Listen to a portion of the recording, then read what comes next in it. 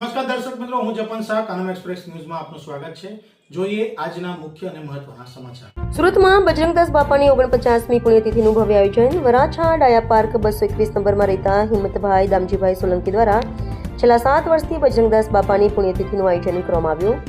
બજરંગદાસ બાપાની 49મી પુણ્યતિથિ નિમિત્તે શ્રી કેવલાનંદ સરસ્વતી બાપુ, કોર્પોરેટર મનીષાબેન આહિર, કોર્પોરેટર ધર્મેશ ભાલાળા અને સોસાયટીના રહીશો ઉપસ્થિત રહ્યા હતા. સોમવારે સાંજે શ્રી ભક્તિ ગૌ સેવા ધૂન મંડળ રાખવામાં આવ્યું હતું. મંગળવારે બપોરે 11 વાગે મહાઆરતી બાદ મોટી સંખ્યામાં ભાવિક ભક્તોએ મહાપ્રસાદનો લાભ લીધો હતો. રિપોર્ટર સાગર સોલંકી. મારું નામ હસમુખભાઈ સોલંકી. આજ રોજ ડાયાપોરેક સોસાયટી ખાતે બજરંગદાસ બાપાની 49મી પુણ્યતિથિ નિમિત્તે છેલ્લા 7 વર્ષથી આ આયોજન થાય છે અને હજારો ભાવિક ભક્તિઓ પ્રસાદ લેવા માટે પધારે છે. મહેમાનમાં કોણ કોણ ઉપસ્થિત હતું? મહેમાનમાં ભરતભાઈ વગાસિયા, પ્રવીણભાઈ ગોગારી, મનીષાબેન આહિર એ તમામ ઉપસ્થિત હતા.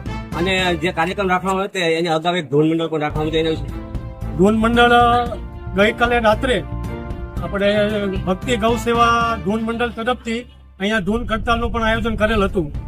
કેટલા વર્ષથી આયોજન કરવામાં આ આયોજન છેલ્લા 7 વર્ષથી થાય છે. કઈ સોસાયટીમાં આયોજન કરવામાં આ આયોજન ડાયાપોરેક સોસાયટીમાં થાય છે. સરસ કાર્યક્રમ જો અને હિંમત બાપા દર વર્ષે આવો કાર્યક્રમ કરે છે અને સોસાયટી વાળા બધાય મળીને કરે છે, બહુ ભાવથી કરે છે. આપને આ પ્રસંગે અહીંયા આવવાનો લાવવા મને શું કહેશો? મને દર વર્ષે તેડાવે છે હિંમત બાપાને, દર વર્ષે તેડાવે અને હું આવું છું અને બહુ આનંદ આવે મને. ખાસ કરીને કેટલા લોકોનો મહાપ્રસાદ અહીંયા કરવામાં આવે છે? આ વર્ષે 1500 થી વધારે માણસો બહુ સરસ કાર્યક્રમ કરે.